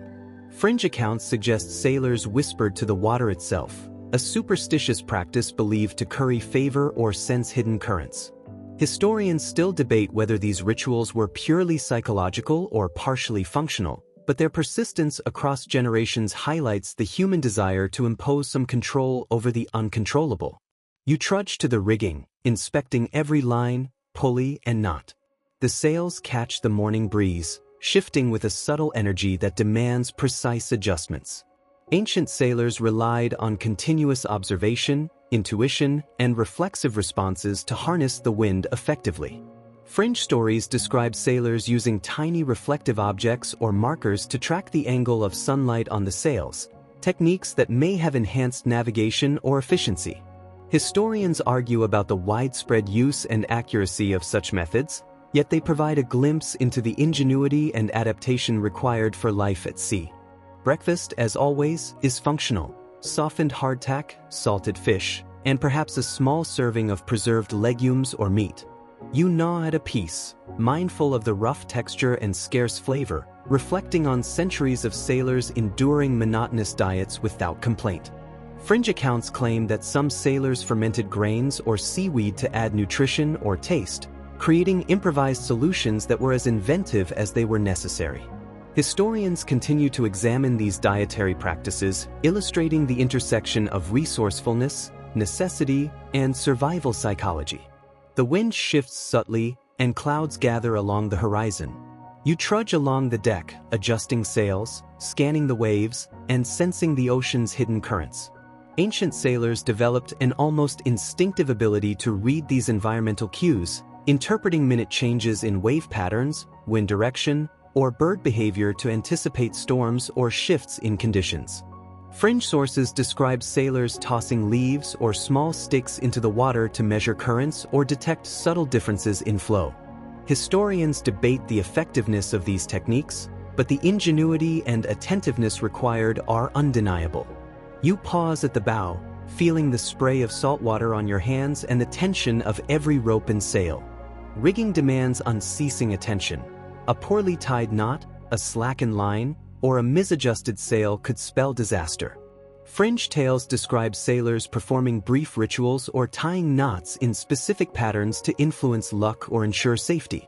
Scholars argue whether these were widespread practices or individual quirks, but their recurrence in historical accounts highlights the psychological strategies sailors employed to cope with uncertainty and risk. Below deck, provisions are inspected and managed with meticulous care. Barrels of fresh water, dried legumes, salted fish, and hardtack are rationed carefully, each miscalculation potentially leading to shortage or illness. Fringe anecdotes describe sailors using coded marks, colored cords, or small rituals to track consumption and maintain morale. Historians continue to explore the balance between practicality and superstition, showing that survival was a combination of resource management, observation, and adaptive strategies. As the day progresses, the monotony of the sea and the unpredictability of nature converge into a hypnotic rhythm. You trudge along the deck, adjusting sails and scanning the horizon, aware that every movement contributes to the delicate balance of survival. Fringe accounts recount sailors humming, chanting, or drumming lightly on the deck to synchronize crew actions and maintain focus. Historians debate the purpose of these behaviors, but they clearly offered both structure and mental relief, enhancing cohesion and resilience during long, grueling voyages. By mid-afternoon, fatigue presses heavily against your body. Every movement feels like a negotiation between necessity and exhaustion. Ancient sailors developed routines to conserve energy while maintaining vigilance, a careful balance between rest and duty. Fringe tales describe semi-meditative states induced by repetitive labor, heightening awareness of subtle environmental cues, from the pitch of waves to the faint scent of rain. Scholars continue to examine these practices, revealing remarkable adaptations of human perception, endurance, and focus under prolonged stress. The sun begins to descend, and clouds gather once more, signaling potential change. You trudge toward the bow, sensing the subtle shift in wind, the dimming light, and the swelling of the waves. Ancient sailors read these signals instinctively, anticipating storms or navigational challenges with practiced observation. Fringe anecdotes describe floating twigs, seabird behaviors, and shadow patterns on sails as tools for early warning, blending empirical knowledge with superstition. Historians debate their precision but acknowledge the role of observation and experience in survival. Evening settles, and you trudge one last time along the deck, adjusting lines, securing sails, and reflecting on the human ingenuity that allowed generations to endure the vast, unforgiving ocean. Life at sea is a constant negotiation between skill, instinct, and environmental forces. The experiences of ancient sailors reveal a profound understanding of observation, adaptation, and resilience, a delicate balance that turned fear and uncertainty into endurance, mastery, and even fleeting moments of wonder. Night descends like a heavy curtain, swallowing the horizon in an unbroken expanse of dark blue and black. You trudge along the deck, muscles aching, eyes adjusting to dim lantern light, acutely aware of every creak and sway of the ship. Ancient sailors often described nighttime at sea as both the most perilous and the most meditative part of the day. Each wave, gust of wind, and distant sound carries meaning, a message encoded in nature that could mean the difference between survival and disaster. Fringe accounts suggest that sailors whispered short prayers or murmured chants while moving about the deck, blending superstition with attentiveness. Historians still debate how widespread these practices were, but their recurrence highlights a fusion of practicality and ritual in maritime life. Below deck, shadows flicker as the crew moves quietly, attending to essential tasks. Barrels creak under strain, hammocks sway gently, and the scent of salted fish, hardtack, and damp wood mingles in the air. You imagine sailors inspecting provisions meticulously, softening hardtack, rationing salted fish, and occasionally supplementing meals with seaweed, herbs, or fermented grains. Fringe sources suggest that these practices were both nutritional and psychological, offering reassurance in an environment defined by scarcity and unpredictability. Historians continue to debate the efficacy of such measures, but their documentation shows a culture of ingenuity and resilience. The wind picks up, tugging at sails and ropes, and you trudge along the deck, adjusting lines and scanning the horizon.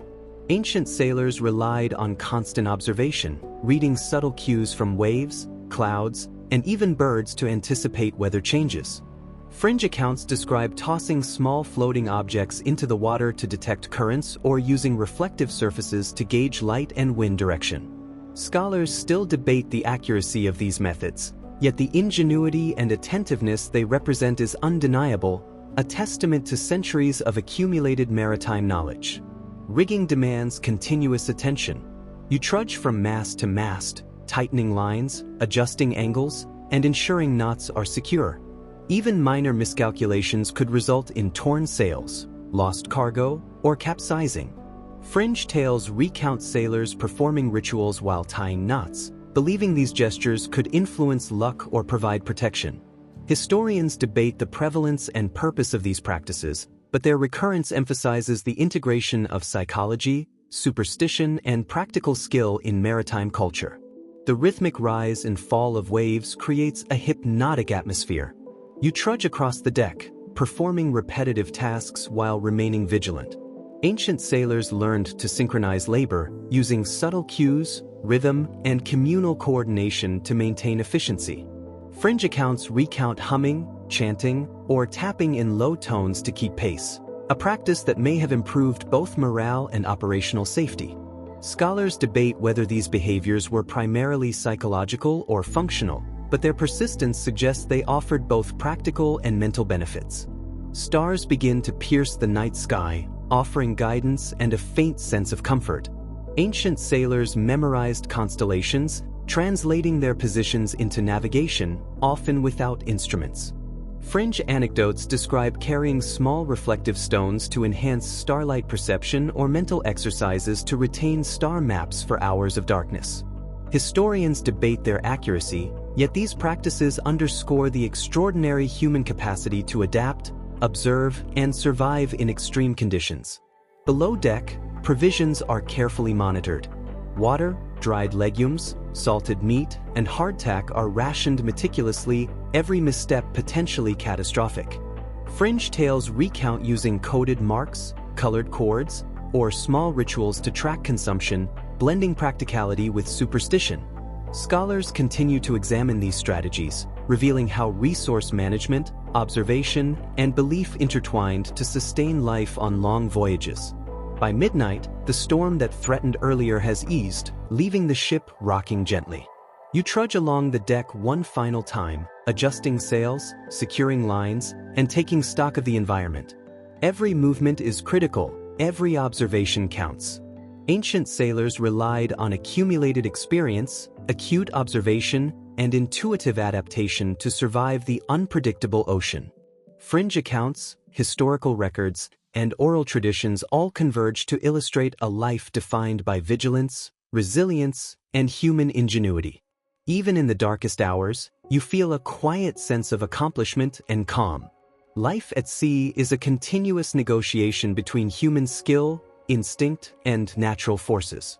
Ancient sailors mastered this delicate balance, turning fear, fatigue, and uncertainty into endurance, competence, and fleeting moments of awe. You trudge back toward the center of the deck, aware that every night survived reinforces the extraordinary relationship between humans and the ocean, a dialogue written in sweat, observation, and silent determination. The first pale light of dawn edges over the horizon, softening the relentless dark of night and casting long, trembling shadows across the deck. You trudge along, muscles stiff from endless watches, fingers raw from ropes and rigging, yet your senses are keenly attuned to every subtle movement of the ship and the sea.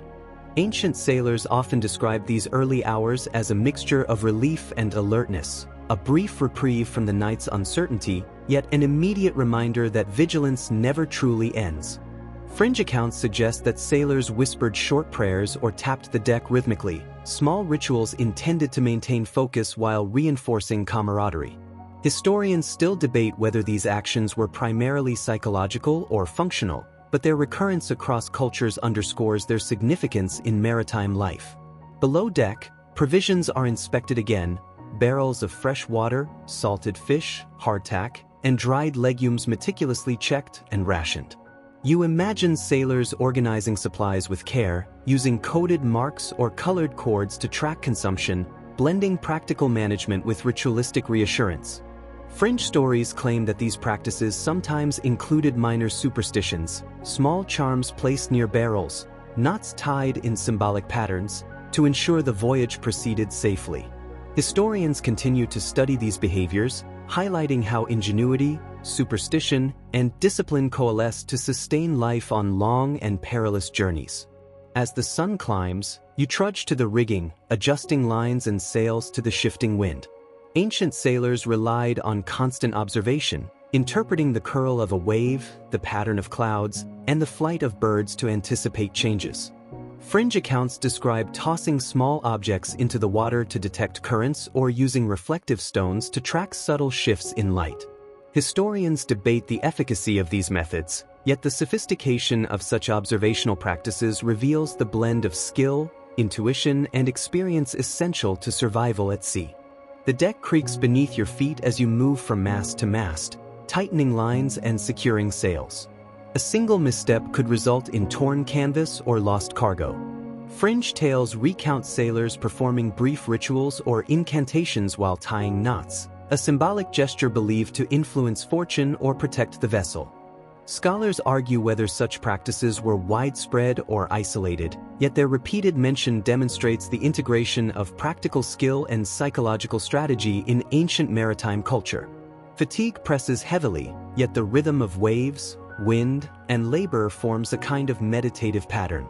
You trudge across the deck, aware of each detail: the shifting wind, the subtle changes in current, the cries of distant seabirds. Ancient sailors learned to move efficiently, conserve energy, and heighten awareness, often entering semi-meditative states that enhanced observation and reaction. Fringe accounts describe this heightened perception as almost dreamlike, allowing sailors to detect danger while maintaining focus and conserving stamina. Historians continue to explore this phenomenon, noting it as a remarkable adaptation to extreme conditions. As the afternoon stretches on, clouds darken in the distance, hinting at another possible storm. You trudge toward the bow, scanning the horizon, adjusting sails, and sensing the shifts in wind and waves. Ancient sailors interpreted these cues with practiced skill, relying on experience, intuition, and observation to prepare for sudden changes. Fringe anecdotes recount the use of leaves, twigs, or bird behavior to anticipate weather, blending empirical observation with superstition. Scholars debate the effectiveness, but the underlying principle is clear: attentiveness and adaptability were non-negotiable for survival. By evening, the wind has calmed, and the waves reflect the fading light in a glittering mosaic. You trudge along the deck, securing lines, checking knots, and reflecting on the vastness and unpredictability of the ocean.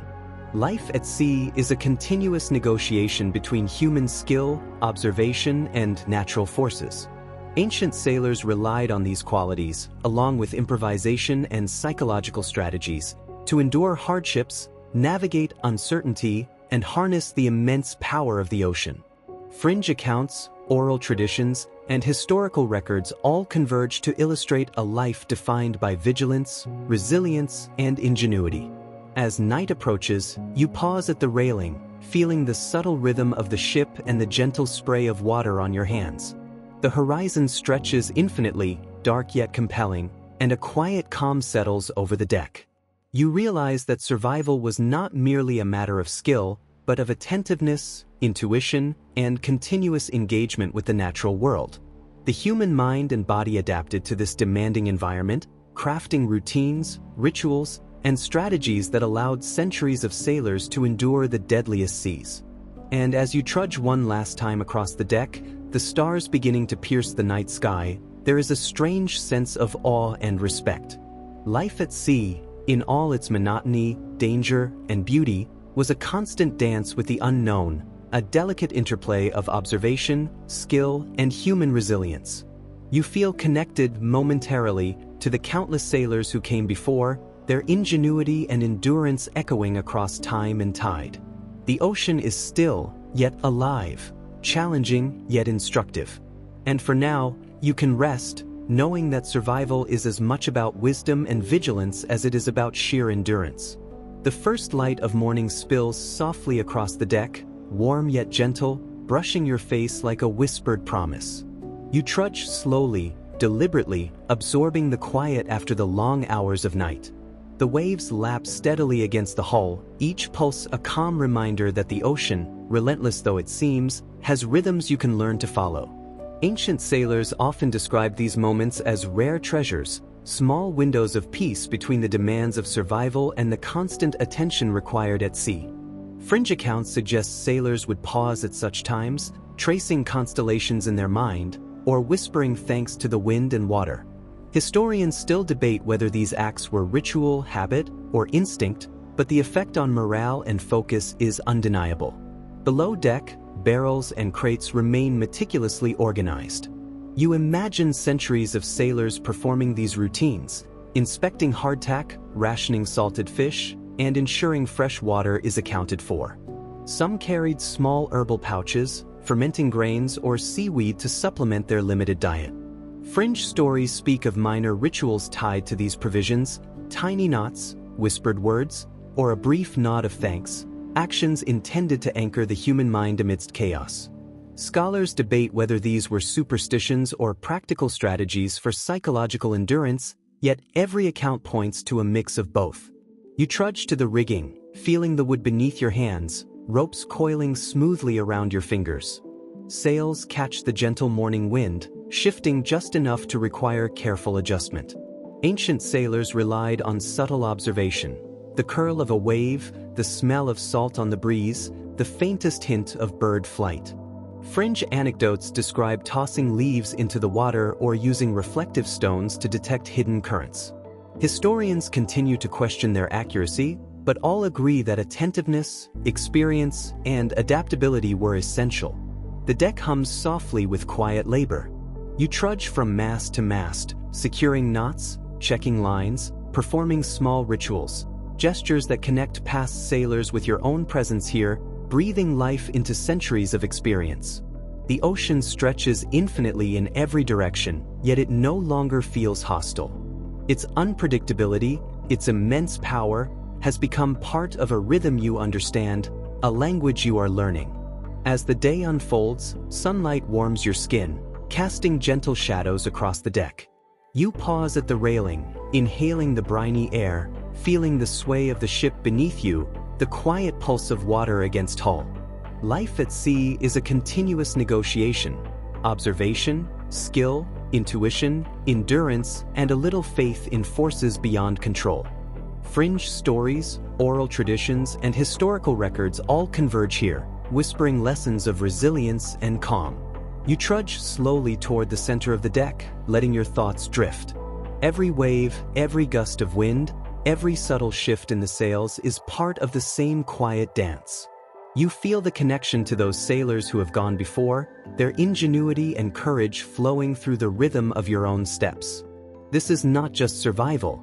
It is a meditation, a harmony between human effort and the vastness of the sea. Evening will come again, stars will pierce the sky, and waves will continue their eternal motion. But for now, there is stillness. You breathe, you feel, and you simply exist within the gentle, enduring rhythm of the ocean, carrying forward the quiet, steadfast courage of sailors who lived and thrived in worlds both harsh and magnificent. The horizon stretches endlessly, a delicate gradient of deep blue and soft gold as morning light slowly warms the deck. You trudge along, each step steady, muscles remembering the rhythm of hours spent adjusting sails, securing lines, and reading the ocean's subtle cues. Ancient sailors often describe the early hours after a storm as sacred, a liminal space between chaos and calm where awareness sharpened and senses came alive.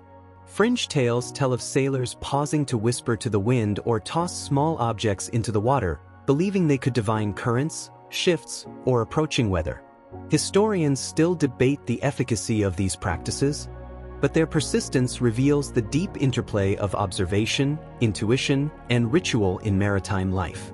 Below deck, barrels and crates are meticulously checked again, though the monotony no longer feels burdensome. It is ritual, a rhythm that connects you with generations of sailors who endured longer, harsher journeys. You trudge past containers of hardtack, salted fish, and dried legumes, imagining hands from centuries past tracing knots in cords or inspecting each morsel with care. Fringe accounts suggest some sailors even carried tiny herbal or fermented treats to ward off scurvy or monotony. Scholars continue to argue about the effectiveness of these practices, yet they reveal ingenuity, adaptability, and a quiet psychological resilience necessary to survive prolonged life at sea. You trudge to the rigging, feeling the ropes bite lightly into your palms as sails shift with the morning wind. Every twist of canvas and coil of line is precise, deliberate, an unspoken conversation between human skill and nature's unpredictability. Fringe anecdotes speak of sailors using reflections, floating objects, or tiny markers on sails to gauge wind or direction at a distance. Historians debate the universality and accuracy of such techniques, yet the attention to detail and observational skill they require are undeniable. The gentle sway of the ship blends with your own breathing, creating a rhythm that lulls yet sharpens you. You trudge from mast to mast, checking knots, securing rigging, and noticing subtle patterns in the waves, birds, and clouds. The ocean no longer feels threatening but alive, patient, and instructive. Life at sea is a meditation, a continuous engagement with forces larger than yourself, teaching endurance, observation, and humility. As the day stretches, the wind shifts again, clouds gather on the distant horizon, and you trudge slowly toward the bow, anticipating change. Ancient sailors would interpret these subtle signs with near-instinctive skill, preparing sails, lines, and their minds for what might come. Fringe stories suggest chanting or humming while performing repetitive tasks, synchronizing crew and attention, blurring labor into rhythm, and vigilance into meditation. Historians continue to explore the balance of function and psychology in these practices, revealing a sophisticated human adaptation to the relentless sea. Evening begins to settle, the waves glittering faintly under the descending sun. You pause at the railing, inhaling the salty air, letting your muscles relax slightly in the gentle rocking of the vessel. The ocean stretches infinitely, yet it no longer feels hostile. You are part of its rhythm, connected to the countless sailors who navigated these waters long before you, their wisdom and courage encoded in every movement, every observation, and every quiet ritual that ensured survival. The early light of dawn barely brushes the horizon, softening the endless expanse of water into shades of muted blue and silver.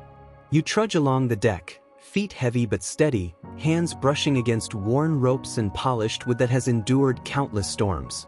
Ancient sailors often describe this quiet morning as a fleeting moment of serenity, a space where the mind could settle even as the sea demanded attention. Fringe accounts suggest that sailors would pause to trace constellations in the lingering twilight, whispering small prayers or reminders to the wind, believing these gestures could influence the day ahead. Historians continue to debate whether such practices were purely symbolic or partially functional, but their recurrence speaks to the intersection of ritual, observation, and psychological endurance in maritime life. Below deck, the smell of salt, dried fish, and hardtack lingers in the dim light. You trudge past barrels, inspecting knots, rationing provisions, and imagining the countless hands that maintained this rhythm over centuries. Fringe anecdotes tell of sailors secretly carrying small caches of herbs, fermented grains, or seaweed to prevent scurvy or monotony. Historians argue over the widespread use and effectiveness of these methods, yet they undeniably showcase human ingenuity and the mental fortitude necessary to endure long voyages with scarce resources. You trudge to the rigging, feeling the ropes bite gently into your palms as sails shift with the morning breeze. Ancient sailors relied on acute observation, the curl of a wave, the angle of sunlight, the scent of the sea, and even the faintest patterns of birds on the horizon. Fringe stories describe tossing leaves or small twigs into the water to read currents or monitor wind, blending superstition and practical skill. Scholars continue to question the accuracy of these methods, yet the combination of observation, intuition, and experience was essential to survival. The rhythm of the deck, the sway of the ship, the creak of timbers, the low murmur of the crew, forms a hypnotic cadence. You trudge from mast to mast, adjusting sails, securing lines, and performing small rituals, gestures linking you to generations of sailors before you. The ocean stretches endlessly, yet it feels alive, patient, and responsive to the careful observer. Life at sea is a delicate negotiation of endurance, attention, and awareness, a blend of skill, instinct, and quiet meditation. By midday, the sun has climbed higher, and you notice subtle shifts in wind and wave. You trudge carefully to the bow, observing the horizon and scanning the waters for hidden hazards or signs of weather changes. Ancient sailors would have read these subtle cues instinctively, preparing sails, rigging, and their own minds for the challenges ahead. Fringe accounts suggest rhythmic chanting or humming while performing repetitive tasks, aligning crew movement with mental focus, reducing fatigue, and enhancing observation.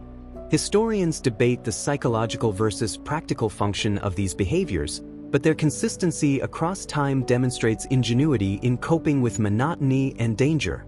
As afternoon fades toward evening, the golden light reflects off the gentle waves, casting a shimmer that stretches to the horizon.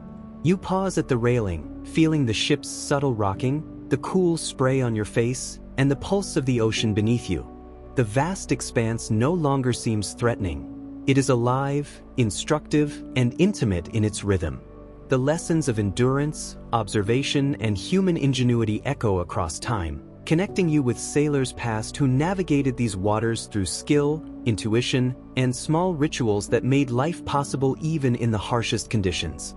The horizon glows faintly with the first whispers of dawn, painting the endless ocean in soft pastel hues. You trudge along the deck, feeling the gentle sway of the ship beneath your feet, the ropes smooth and familiar in your calloused hands. Ancient sailors often describe these early hours as moments of delicate balance, a time when vigilance and calm coexist, when every observation, no matter how subtle, could determine the safety of the crew. Fringe accounts tell of sailors pausing to whisper to the wind or tracing patterns in the foam of waves, believing that such gestures could influence currents or fate. Historians still debate the reality of these practices, yet they illustrate the fusion of observation, superstition, and endurance that defined maritime life.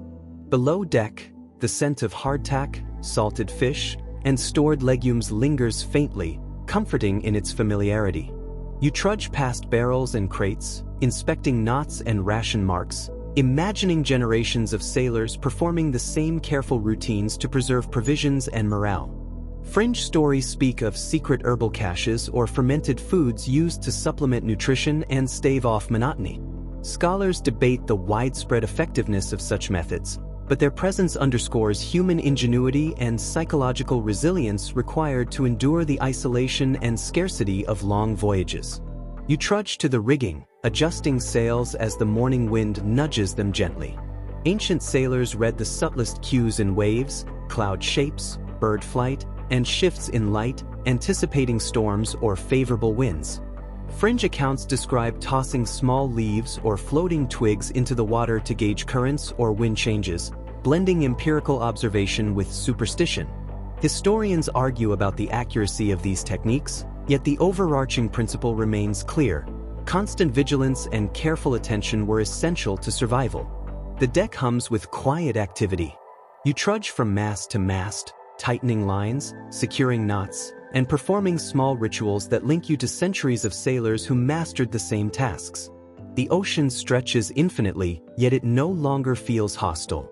Its rhythm, its sway, its subtle cues form a continuous meditation, a lesson in endurance, awareness, and patience.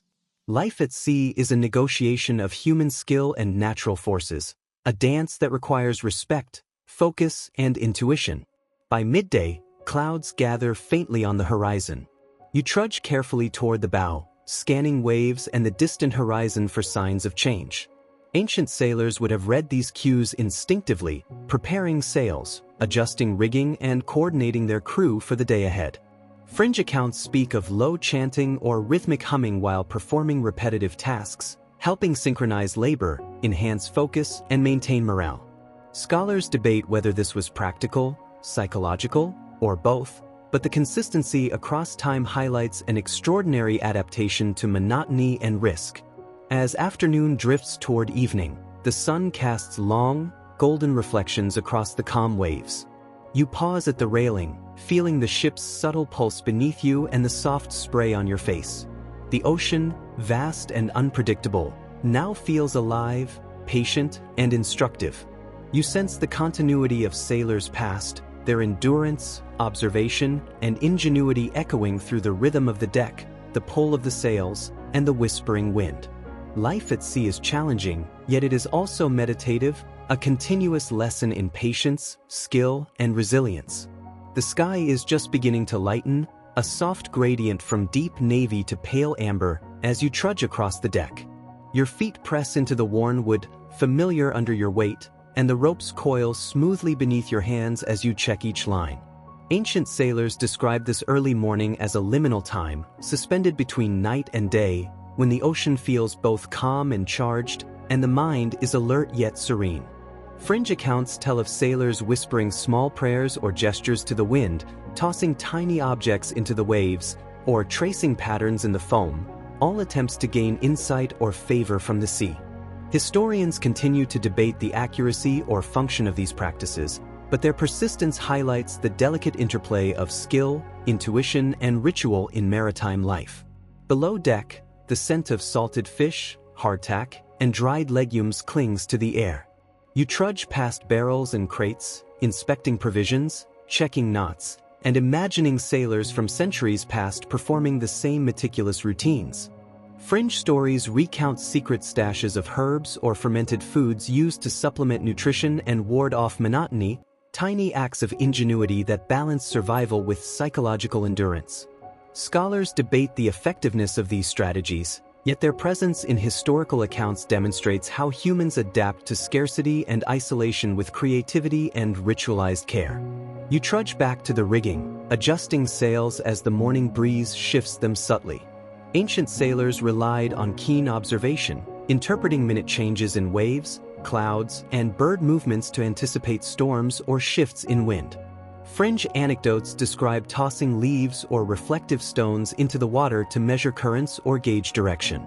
Historians debate the precision of these methods, yet the ingenuity and attention to detail they required remain evident, a testament to centuries of maritime adaptation. The gentle rocking of the ship blends with your breathing, forming a hypnotic rhythm. You trudge from mast to mast, securing lines, tightening knots, and performing small, almost meditative gestures that connect you with the generations of sailors who came before. The ocean stretches endlessly, yet it no longer feels threatening. It is alive, patient, and instructive. Life at sea is a negotiation of endurance, skill, attention, and awareness, a subtle dance of human adaptation to nature's immense and unpredictable forces.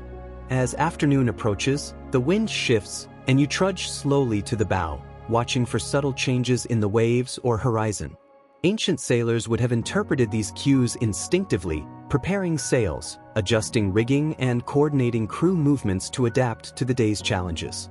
Fringe accounts speak of rhythmic chanting or humming while performing repetitive tasks, synchronizing crew effort and sharpening focus. Scholars debate the purpose: practical, psychological, or both, but the recurrence demonstrates extraordinary adaptation to monotony and risk. By evening, the ocean glimmers with fading sunlight, reflecting golds and silvers across the gently rolling waves.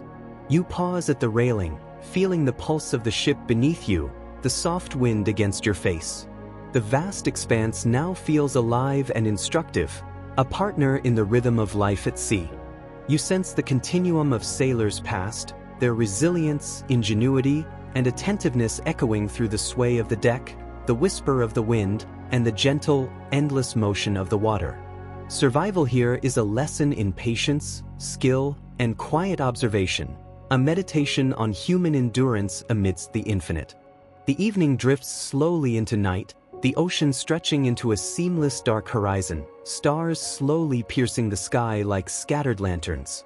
You trudge one last time across the deck, feeling the gentle sway beneath your feet, the ropes coiled and warm from your hands, and the faint, rhythmic pulse of water against the hull.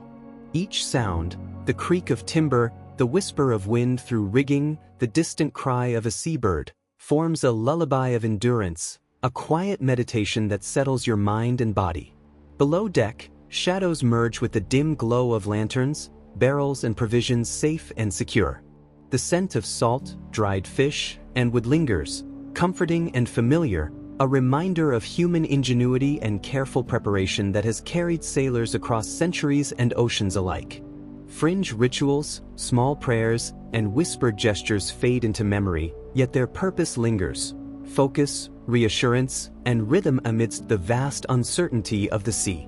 You pause at the railing, inhaling the briny air, feeling the gentle rocking of the ship, the subtle pull of tides beneath you. Observation, patience, and attentiveness, the traits that sustained sailors long ago, now flow through you, calming your mind, grounding your thoughts. The ocean is no longer threatening. It is alive, patient, and instructive, teaching you the quiet resilience required to endure. Let your awareness drift with the gentle motion of the waves. Breathe slowly, feel the wind across your skin, the subtle movement beneath your feet. The horizon stretches infinitely, yet for now, there is only stillness and rhythm, a soft hum of continuity that lulls your mind. You have journeyed with sailors across storms and calm, learned from their vigilance and ingenuity, and carried their quiet courage into this peaceful night. Rest here, cradled by the ocean's rhythm, and let the endless sway of water, wind, and stars lull you into gentle sleep.